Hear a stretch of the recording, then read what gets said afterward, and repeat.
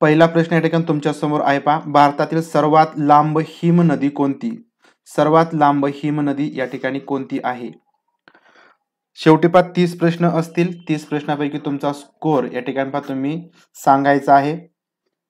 पहा प्रश्न जरी चुकले तरी सुद्धा काही प्रॉब्लेम नाही, लक्षात घ्यायचा आहे. परंतु प्रश्न चुकल्यानंतर तुमचे उत्तर लक्षात राहतील. तर पहा शेवटी 30 पैकी तुमचा स्कोर या ठिकाणी सांगायचा आहे. भारतामध्ये सर्वात लांब हिमनदी कोणती आहे, अशा प्रकारचा प्रश्न आहे. हिमनदी पहा विचारलेलं आहे. या ठिकाणी पहा थोडंसं विचार करून आन्सर द्यायचा आहे. तर पहा सियाचीन. तर पहा सियाचीन. तर सियाचीन ही भारतामध्ये सर्वात लांब हिमनदी आहे. पहा हिमनदी सर्वात लांब सियाचीन. प्रश्न पुढचा आहे पहा, खालीलपैकी कोणते बंदर हे लोह खनिज निर्यातीभिमुख आहे? कोणत्या बंदरामधून लोह खनिज या ठिकाणी निर्यात केलं जातं? लोह खनिजाचं निर्यातीभिमुख बंदर खालीलपैकी कोणतं? चेन्नई, कोलकाता, नवीन मंगलोर, कांडला. प्रश्न क्रमांक दुसरा, या ठिकाणी लोह खनिज निर्यात करणारं बंदर, प्रमुख बंदर खालीलपैकी कोणतं आहे?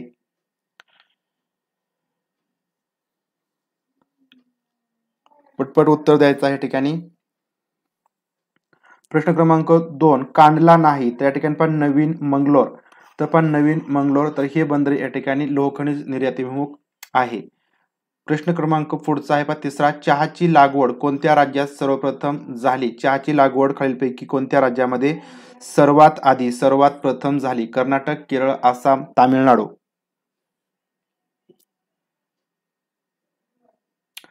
प्रश्न 3,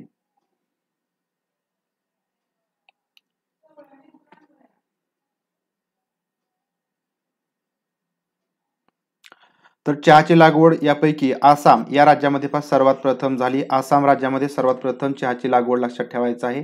प्रश्न पुढचा आहे पहा, भारतातील सर्वात जास्त तांबे उत्पादन करणारं राज्य खालीलपैकी कोणतं आहे? सर्वात जास्त तांबे उत्पादन करणारं राज्य खालीलपैकी कोणतं? कर्नाटक, झारखंड, आंध्र प्रदेश, उत्तर प्रदेश. प्रश्न क्रमांक 4, तांबे उत्पादन करणारं सर्वात खालीलपैकी कोणत्या राज्याचा अग्रेसर क्रमांक येईल? तर यापैकी झारखंड. तर पहा झारखंड हे राज्य या ठिकाणी सर्वात जास्त तांबे उत्पादन करणारं राज्य आहे.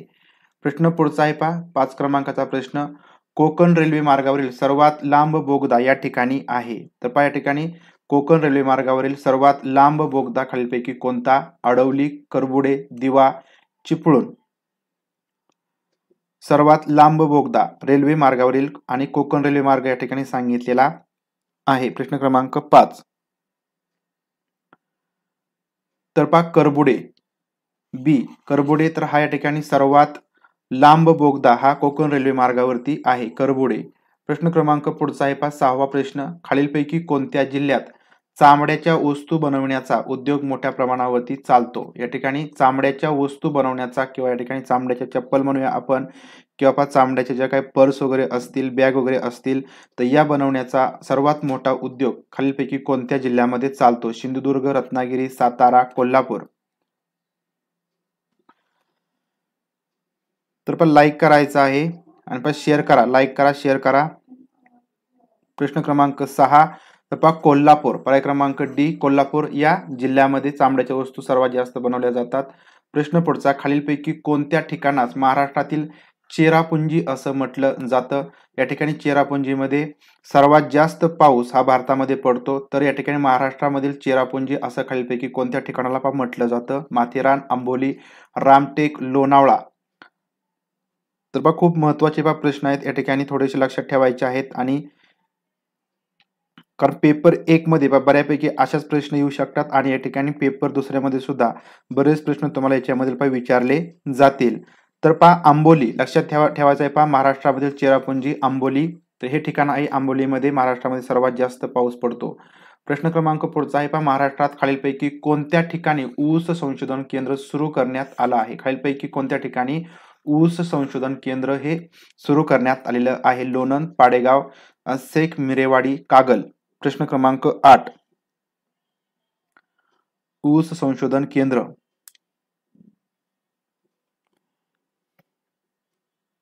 तर यापैकी पहा पाडेगाव, पाडेगाव या ठिकाणी ऊस संशोधन केंद्र सुरू करण्यात आलं आहे. प्रश्न क्रमांक पुढचा 9 क्रमांकाचा प्रश्न पहा, विज्ञानचे प्रश्न.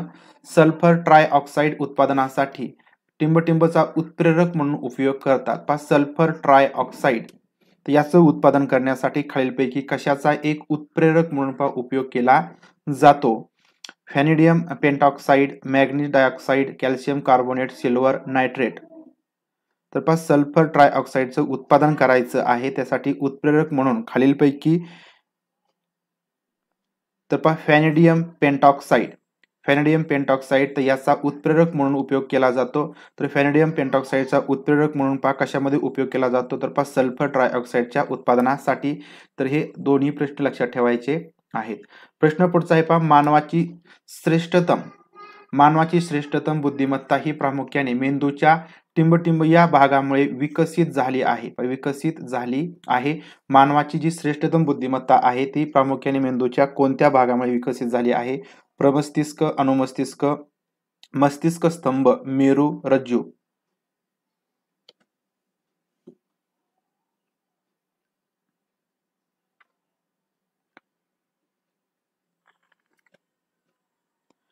तर पहा प्रश्न क्रमांक 10. तर पहा, मानवाची श्रेष्ठतम जी बुद्धिमत्ता आहे ती पहा प्रामुख्याने मेंदूच्या प्रमस्तिष्क या भागामुळे पहा विकसित झालेली आहे. लक्षात ठेवायचं आहे पहा, आपल्या मेंदूमध्ये किंवा आपल्या पहा बुद्धीमध्ये सर्वात महत्वाचा या ठिकाणी जो भाग असतो तर तो हा प्रमस्तिष्क हा भाग असतो. याच्यामध्ये श्रेष्ठतम बुद्धिमत्ता विकसित पावली आहे.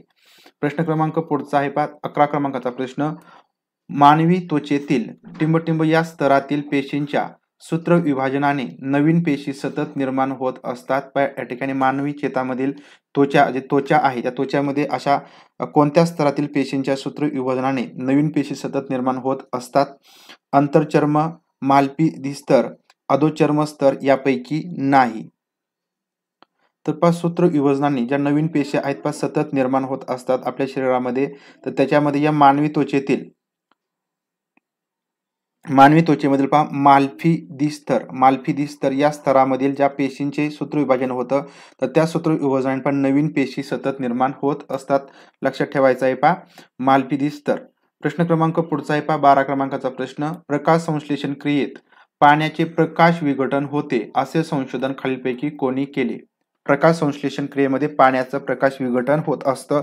तर हे संशोधन खालीलपैकी कोणाचं आहे? Robert Hill, Robert Hooke, Schleiden, Leeuwenhoek. प्रश्न क्रमांक 12.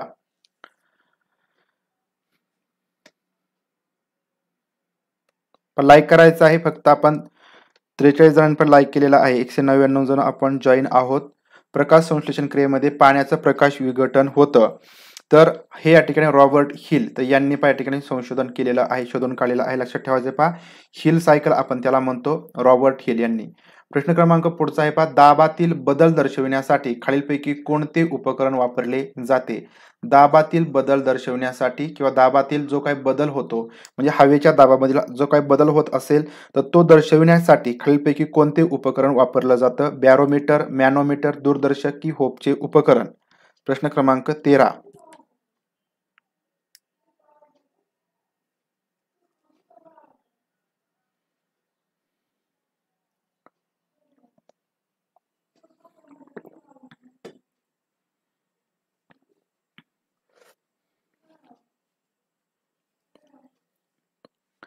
प्रश्न क्रमांक 13. तर पहा दाबातील बदल दर्शविण्यासाठी यापैकी पहा मॅनोमीटर. तर पहा मॅनोमीटर या ठिकाणी हे उपकरण वापरले जाते. तर या ठिकाणी बॅरोमीटर सुद्धा याच्याच संदर्भात आहे.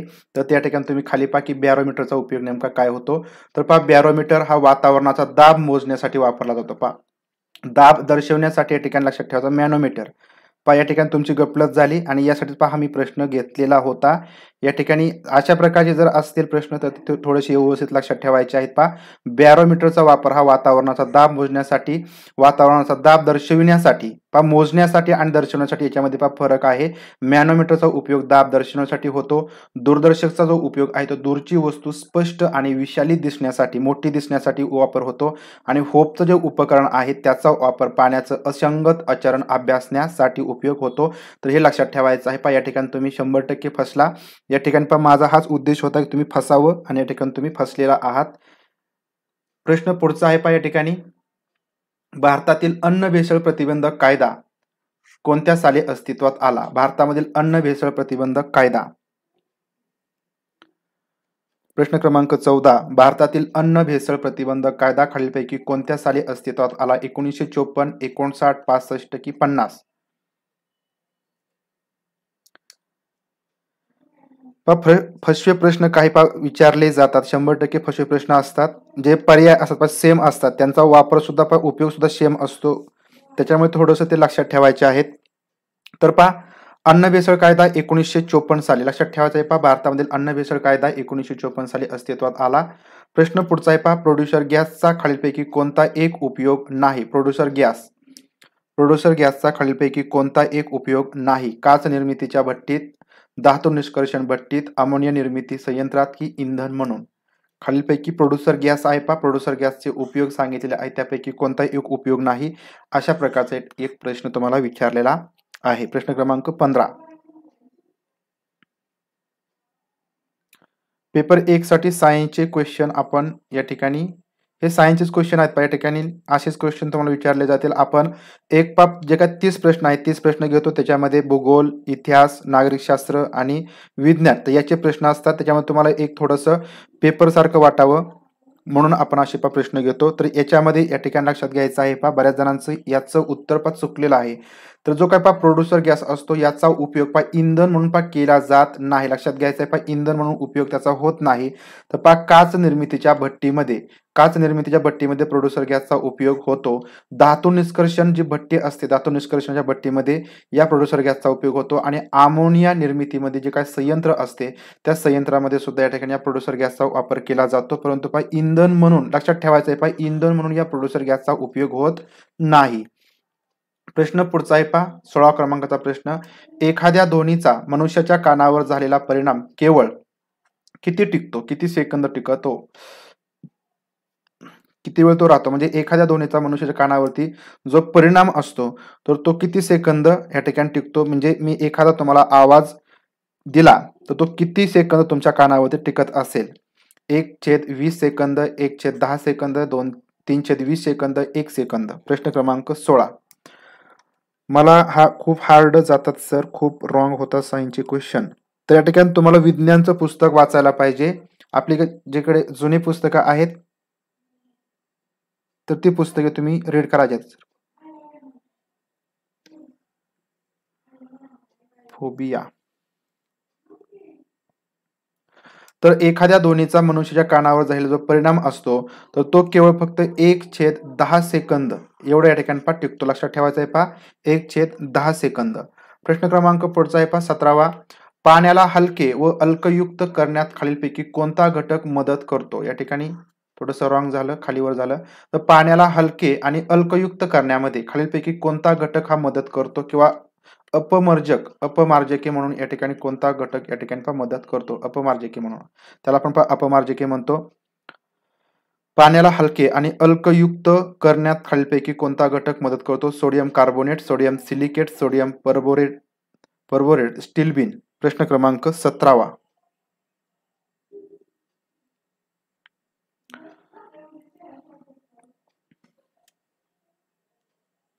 तर पाण्याला हलकं आणि अल्कयुक्त करण्यामध्ये यापैकी सोडियम कार्बोनेट, तर सोडियम कार्बोनेट हा जो काही घटक आहे किंवा अपमार्जक आहे तर तो मदत करत असतो. लक्षात ठेवायचं सोडियम कार्बोनेट हा पाण्याला हलकं आणि अल्कयुक्त करण्यात मदत करतो. तर जो सोडियम सिलिकेट आहे हा पाणी मृदू करतो.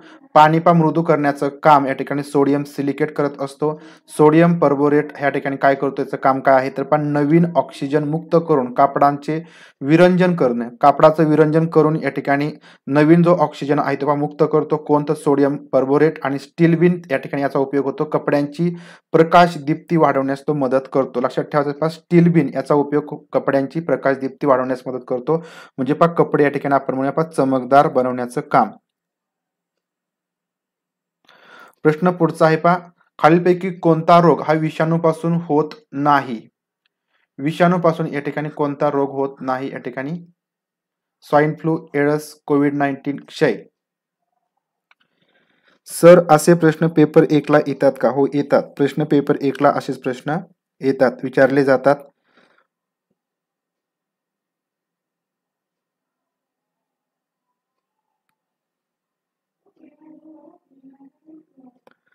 फोबिया कैसे याद करे? फोबिया समजलं नाही मला. फोबिया म्हणजे काय? प्रश्न क्रमांक 18. खालीलपैकी कोणता रोग हा विषाणूपासून होत नाही? बी बऱ्याच जणांचं आन्सर काय येते? या ठिकाणी लक्षात घ्यायचं आहे पहा, विषाणूपासून कोणता रोग होत नाही अशा प्रकारचा पहा प्रश्न आहे. या ठिकाणी सोपा प्रश्न होता, तरी सुद्धा बऱ्याच जणांचं पहा कन्फ्युजन आहे. तर पहा स्वाईन फ्लू, एडस आणि कोविड-19 तर हे विषाणूपासून व्हायरस पासून होणारे रोग आहेत, पण तो क्षय हा या ठिकाणी जीवाणूपासून होणारा फार रोग आहे. लक्षात ठेवायचा आहे, हा जीवाणूपासून रोग होतो. क्षयरोग जो असतो तो जीवाणूपासून होतो, तो विषाणूपासून होत नाही. स्वाईन फ्लू, एडस आणि पहा कोविड-19 म्हणजे कोरोना या ठिकाणी विषाणूपासून होणारे रोग आहेत. भीती, हो भीतीच समजलं मला भीती, पण भीती कसं याद करू म्हणजे काय? ते समजलं नाही. भीती कशापासून याद करायचं म्हणजे मला समजलं नाही नेमकी काय? भीती होते सर. भीती म्हणजे पेपर सोडवण्यामध्ये किंवा या ठिकाणी प्रश्न सोडवण्यामध्ये तुम्हाला भीती वाटते असं म्हणायचं जर असेल, ओके. तर फोबिया समजलं मला, भीती समजलं, पण भीती हा घटक असतो हे या ठिकाणी मला समजलं नाही, की भीती घटक मी वाचला नव्हता कधी. त्याच्यामुळे थोडंसं मी सुद्धा कन्फ्यूज झालो. तर जर तुम्हाला पण भीती वाटत असेल, तर पहा यासाठी एकच पर्याय आहे. तुम्ही प्रश्नांचा जास्तीत जास्त सराव करा आणि पुस्तकं पहा एकदा व्यवस्थित पहा रीड करा. जे जुने पुस्तकं आहेत पहा मी सांगितलं पहा प्रत्येक वेळेस तुम्हाला सांगतो, जुनी पुस्तके तुम्ही व्यवस्थित रीड करा. कोणत्याही ठिकाणी पहा घाबरण्याची आवश्यकता नाही. तुम्ही जर घाबरला, की या ठिकाणी तुमचे प्रश्न चुकणार आहेत. आता तुमचे प्रश्न चुकू द्या. बिनधास्त प्रश्न तुम्ही या ठिकाणी त्यांची उत्तरे द्या.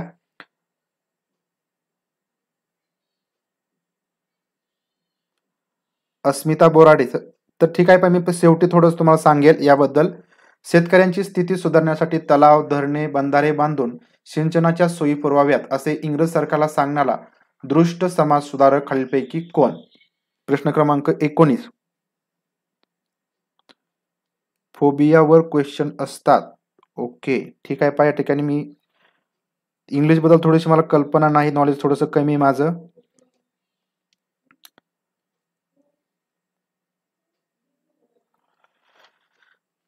तर या ठिकाणी पहा महात्मा फुले लक्षात ठेवायचं आहे. पहा महात्मा फुले, तर पहा महात्मा फुले तर हे असे समाजसुधारक होते. त्यांनी शेतकऱ्यांची स्थिती सुधारण्यासाठी तलाव, धरणे, बंधारे बांधून सिंचनाच्या सोयी पुरवाव्यात असं इंग्रज सरकारला पहा सांगितलेलं आहे. महात्मा फुले. प्रश्न पुढचा आहे पहा, द अनटचेबल्स या ग्रंथाचे कर्ते कोण? द अनटचेबल्स या ग्रंथाचे कर्ते कोण?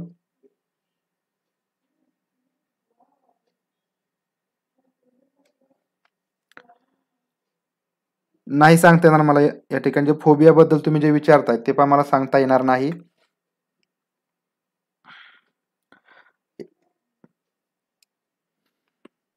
प्रश्न क्रमांक 20. द अनटचेबल्स या ग्रंथाचे कर्ते यापैकी कोण आहेत? डॉक्टर बाबासाहेब आंबेडकर. डॉक्टर बाबासाहेब आंबेडकर तर हे या ठिकाणी द अनटचेबल्स या ग्रंथाचे कर्ते आहेत किंवा लेखक आहेत असं म्हणता येईल.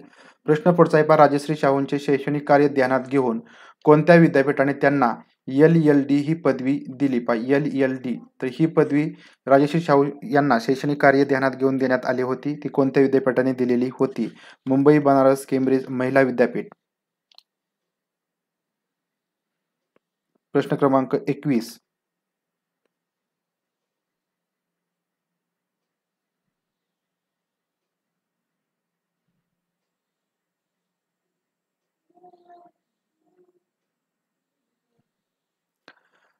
तर पहा राजश्री शाहूंचे शैक्षणिक कार्य ध्यानात घेऊन यापैकी पहा केम्ब्रिज या विद्यापीठाने ही LLD पदवी दिलेली होती. लक्षात ठेवायचं आहे पहा LLD पदवी केम्ब्रिज विद्यापीठ.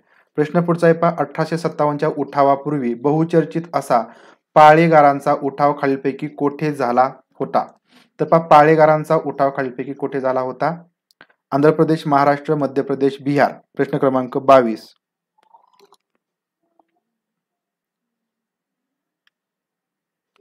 1857च्या उठावापूर्वी बहुचर्चित असा पाळेगारांचा उठाव खालीलपैकी कोठे झाला होता?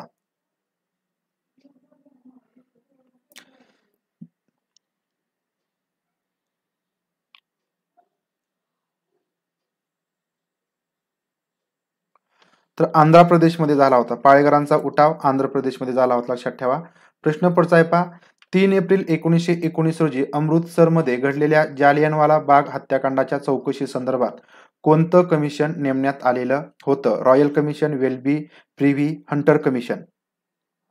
3 एप्रिल 1919 रोजी अमृतसरमध्ये जालियनवाला बाग हत्याकांड घडलं होतं, तर त्याच्या चौकशीसाठी कोणतं कमिशन नेमण्यात आलेलं होतं?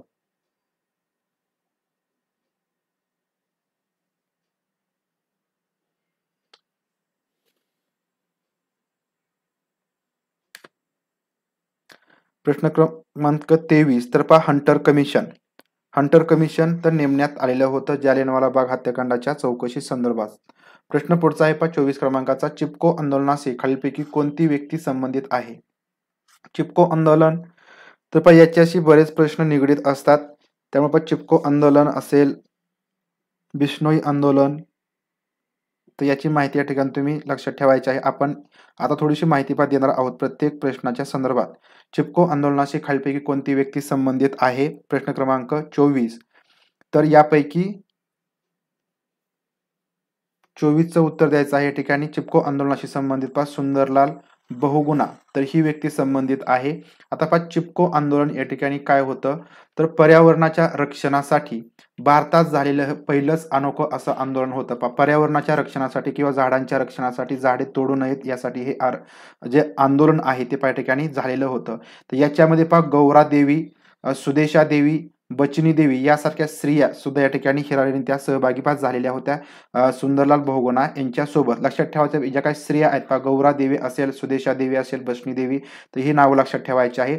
तर गौरा देवीने काय केलं, गावागावात फिरून स्त्रियांना एकत्र आणलं आणि पहा जंगलात चिपको आंदोलन त्यांनी पहा सुरू केलं. चिपको आंदोलन म्हणजे या ठिकाणी एक कंपनी जो काही जंगलाचा भाग आहे तो घेतला होता झाडं तोडण्यासाठी, आणि त्या ठिकाणी ज्यावेळेस झाडं तोडण्यासाठी ते लोक आले तर त्यावेळेस पहा या स्त्रिया आपल्या ज्या गावामध्ये पुरुष लोक नव्हते, पुरुष लोक नसताना त्या स्त्रियांनी पहा या ठिकाणी एक धाडस दाखवलं आणि पहा प्रत्येक झाडाला त्या स्त्रिया पहा चिटकून बसल्या आणि त्याच्यामुळे पहा ते जे काही झाड तोडणारे लोक आले होते ते झाडं तोडू शकले नाहीत. म्हणून याला या ठिकाणी पहा चिपको आंदोलन म्हणून ओळखलं जातं. आणि याच्यामध्ये ज्या स्त्रिया होत्या त्याच्यामध्ये लक्षात ठेवायची नावं गौरा देवी, सुदेशा देवी, बचनी देवी, तर या स्त्रिया या ठिकाणी लक्षात ठेवा, ही नावं पहा लक्षात ठेवायची आहेत. आणि याच्यामध्ये यांचं नेतृत्व कोणी केलं तर पहा गौरा देवीने केलेलं होतं. प्रश्न पुढचा आहे पहा, उत्तर भारतातील बिश्नोई ही चळवळ कशाशी संबंधित आहे? पहा उत्तर भारतामध्ये एक बिश्नोई नावाची पहा चळवळ असते, ती कशाशी संबंधित आहे अशा प्रकारचा प्रश्न. विष्णू पूजा, सागराची पूजा, वृक्षांची पूजा यापैकी नाही.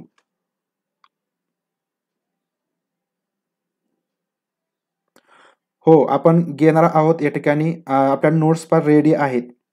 विशेष लक्ष गटातील बालके याच्यावरती आपण लेक्चर घेणार आहोत. नोट्स पण तयार आहेत. आपण या ठिकाणी उद्या पहा त्याच्यावरती जो लेक्चर आहे तो 100% घेणार आहोत. संध्याकाळी आपला तो लेक्चर होईल. विशेष गटातील बालके, विशेष गरजा असणारी बालके किंवा अपंग बालके आपण त्याला म्हणतो, तर तो घटक आपला उद्या होईल. प्रश्न क्रमांक 25 या ठिकाणी उत्तर भारतामधील बिश्नोई ही चळवळ कशाशी संबंधित आहे? तर पहा वृक्षांची पूजा, तर पहा झाडांची पूजा, वृक्षांची पूजा याच्याशी संबंधित ही बिश्नोई चळवळ आहे. तर पहा 1730 मध्ये जोधपूर जवळच्या एका छोट्याशा खेड्यामध्ये खेजरीचं झाड तोडण्यासाठी, लक्षात ठेवायचं आहे पहा, खेजरीचं झाड तोडण्यासाठी आलेल्या राजाच्या सैनिकांना अटकाव करत त्यांना अडवत गावातील 363 गावकऱ्यांनी आपल्या प्राणांचं पहा बलिदान या चळवळीमध्ये पहा दिलेलं होतं. आणि याची सुरुवात ती एका पहा महिलेपासून झालेली होती. त्या महिलेचं नाव या ठिकाणी अमृता देवी असं होतं. हे सर्व गावकरी बिश्नोई जमातीचे होते. तर पहा जी चळवळ होती, चळवळीमध्ये पहा 363 या ठिकाणी गावकरी बलिदान झालेलं होतं. त्यांचं या ठिकाणी अमृता देवी यांनी या ठिकाणी महत्वाचं कार्य केलं होतं. आणि याच्यामध्ये त्यांच्या जमातीच्या धर्माच्या शिकवणुकीनुसार निसर्गाचं संरक्षण करण्यासाठी त्यांनी हा मार्ग पत्करला होता. या ठिकाणी त्यांची जमात बिश्नोई जमात आहे आणि या जमातीच्या धर्माची जी शिकवणूक आहे त्याच्यामध्ये निसर्गाचं संरक्षण करणं असं शिकवणूक या ठिकाणी दिली जाते. तर हा या ठिकाणी मार्ग त्यांनी पत्करला होता, ज्याच्यामध्ये त्यांनी या खेजरीचं झाड तोडण्यापासून या सैनिकांना अटकाव केलेला होता. तर याबद्दल थोडीशी माहिती तुम्ही लक्षात ठेवायची आहे. प्रश्न पुढचा आहे पहा, पाणी पंचायत या संकल्पनेचे जनक म्हणून आपण कोणास ओळखतो? पाणी पंचायत या समितीचे जनक. रॅपिड प्रश्न रोज घ्या सर. हो नक्की आपण घेणार आहोत. वाढ आणि विकास हा घटक सुद्धा आपण घेणार आहोत.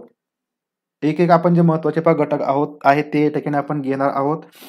कारण या ठिकाणी काय होतं, थोडंसं जे नोट्स वगैरे आहे ते बनवण्यासाठी किंवा सगळी जी व्यवस्थित माहिती आहे ते बनवण्यास थोडासा वेळ लागतो. परंतु तुमच्यापर्यंत या ठिकाणी अर्धवट माहिती पण मी कधीही देत नाही. थोडासा लेट झाला तरी चालेल, अर्धवट माहिती पण तुमच्यापर्यंत पोहोचली नाही पाहिजे, तर हा माझा एक प्रयत्न असतो. तर पाणी पंचायत या संकल्पनेचे जनक यापैकी विलासराव साळुंखे. लक्षात ठेवायचे पहा, पाणी पंचायत या संकल्पनेचे जनक म्हणून आपण विलासराव साळुंखे यांना ओळखतो. प्रश्न क्रमांक 26चं उत्तर लक्षात ठेवायचं पहा, विलासराव साळुंखे. आता यांच्याबद्दल थोडीशी माहिती लक्षात ठेवा. विलासराव साळुंखे हे भूमिहीन मजुराला देखील पाण्याचं समान वाटप व्हावं, म्हणजे ज्यांना जमीन नाही असे जे भूमिहीन मजूर आहेत त्यांना सुद्धा पाण्याचं समान वाटप व्हावं या मागणीसाठी त्यांनी 30 वर्ष लढा दिला. तसेच पाणी पंचायत या संकल्पनेने सामूहिक व्यवस्थापनाद्वारे पाण्याची साठवण आणि वितरण करून त्यांनी शेतकऱ्यांचा आर्थिक व सामाजिक विकास घडवून आणणार त्यांनी एक सामाजिक कार्यपा केलेलं आहे. लक्षात ठेवायचं आहे पहा, त्यांचा जन्म 18 फेब्रुवारी 1937 रोजी सांगली जिल्ह्यातील धुळगाव या ठिकाणी झाला. सांगली जिल्ह्यातील धुळगाव या ठिकाणचे ते आहेत. आणि 1973 सालीचा पुरंदर तालुक्यातील नायगाव येथील पाणलोट क्षेत्र विकास व त्या आधारे शेती सिंचन हा प्रयोग विलक्षण गाजला आणि तो नायगाव पॅटर्न म्हणून ओळखला जातो. तर याचा या ठिकाणी जे नायगाव पॅटर्नचे उद्गाते आपण म्हणूयात कोण आहेत, तर ते या ठिकाणी विलासराव साळुंखे हे आहेत. लक्षात ठेवायचं आहे पाणी पंचायत यांच्याशी संबंधित कोण आहेत, तर विलासराव साळुंखे हे आहेत. त्यांनी या ठिकाणी भूमिहीन मजुराला देखील या ठिकाणी पाण्याचं समान वाटप व्हावं अशी त्यांच्या ठिकाणी 30 वर्ष मागणी होती. आणि नायगाव पॅटर्न त्यांच्या ठिकाणी विशेष गाजलेला पॅटर्न आहे. प्रश्न क्रमांक 27 आहे पहा, महान्यायवादी यांची निवड करण्याचा अधिकार कोणास आहेत. पहा, महान्यायवादी तर यांची निवड खालीलपैकी करण्याचे अधिकार कोण आहेत.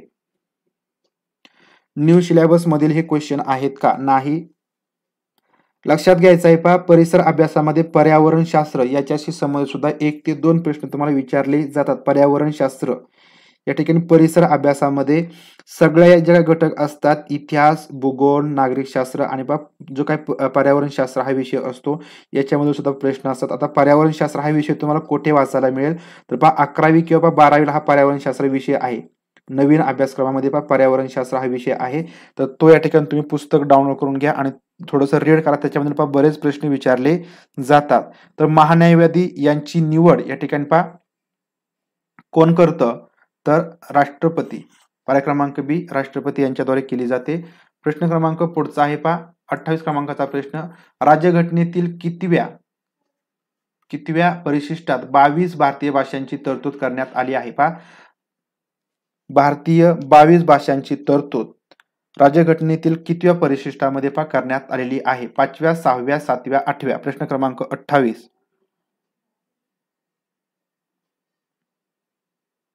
11वी पर्यावरण बरोबर आहे. 11वी पर्यावरण. 11वी किंवा 12वीला आहे ते पर्यावरण शास्त्राचं पुस्तक एकदा रीड करा. या ठिकाणी आता फक्त रीड करणं याच्यावरती भर द्या. एक पुस्तक तुमचं डबल वाचून होते, फक्त वाचन करा. या ठिकाणी तुम्हाला काही अडचण येणार नाही. टेन्शन घेऊन किंवा तुमचा अभ्यास झाला नाही असं म्हणून वाचन करू नका किंवा अभ्यास करू नका. या ठिकाणी तुमचा अभ्यास होत आहे, तुमच्या लक्षात राहत आहे असा विचार करून अभ्यास करा. प्रश्न क्रमांक 28 की राज्यघटनेतील कितव्या परिशिष्टामध्ये 22 भारतीय भाषांचा समावेश होतो, तर 8व्या परिशिष्टामध्ये या 22 भारतीय भाषांचा या ठिकाणी समावेश होतो. प्रश्न पुढचा आहे 29 क्रमांकाचा, राज्यघटनेतील कलम टिंब अनुसार अस्पृश्यता पाळण्यास बंदी करण्यात आलेली आहे. कलम यावर लेक्चर घ्या. ठीक आहे. टेन्शन यायलं, टेन्शन घेऊ नका. सुजाता शर्मा मॅम, टेन्शन घेऊ नका. टेन्शन घेऊन काहीही होत नाही. राज्यघटनेतील कलम टिंब अनुसार अस्पृश्यता पाळण्यास बंदी करण्यात आलेली आहे. कॉन्फिडन्सली या ठिकाणी प्रश्नाची उत्तरं द्यायची आहेत. आता चुकू द्या, काहीही प्रॉब्लेम नाही.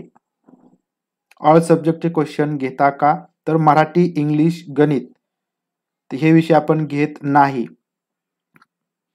राज्यघटनेतील कलम कोणत्या अनुसार अस्पृश्यता पाळण्यास बंदी करण्यात आली आहे, तर कलम 17 अनुसार. लक्षात ठेवायचं आहे कलम 17 अनुसार अस्पृश्यता पाळण्यास बंदी करण्यात आलेली आहे. प्रश्न क्रमांक पुढचा आणि शेवटचा प्रश्न, घटक राज्यांच्या राज्यपाल यांना पद आणि गोपनीयतेची शपथ कोण देतं. घटक राज्याचे जे राज्यपाल असतात त्यांना या ठिकाणी शपथ देण्याचं काम खालीलपैकी कोण करतं. उच्च न्यायालयाचे मुख्य न्यायाधीश, राष्ट्रपती, मुख्यमंत्री, विधानसभा सभापती. टेन्शन आहे सर, टेन्शन घेऊ नका. सीटेटची वेबसाईट बंद आहे. या ठिकाणी सीटेटचं थोडंसं वेबसाईट स्लो आहे, काम चालू आहे. आणि या ठिकाणी टेन्शन घेऊ नका.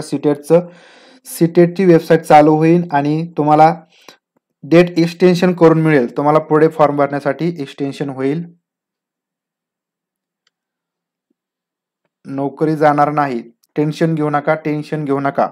प्रश्न क्रमांक 30व्याचं उत्तर आहे या ठिकाणी उच्च न्यायालयाचे मुख्य न्यायाधीश. उच्च न्यायालयाचे मुख्य न्यायाधीश तर यांचं या ठिकाणी जे काम आहे महत्वाचं म्हणजे ते घटक राज्याच्या राज्यपाल यांना पद आणि गोपनीयतेची शपथ देण्याचं आहे. लक्षात ठेवायचं आहे उच्च न्यायालयाचे मुख्य न्यायाधीश. तर अशा प्रकारे एकूण 30 प्रश्न आपण या ठिकाणी खूप महत्वाचे प्रश्न या ठिकाणी पाहिलेले आहेत.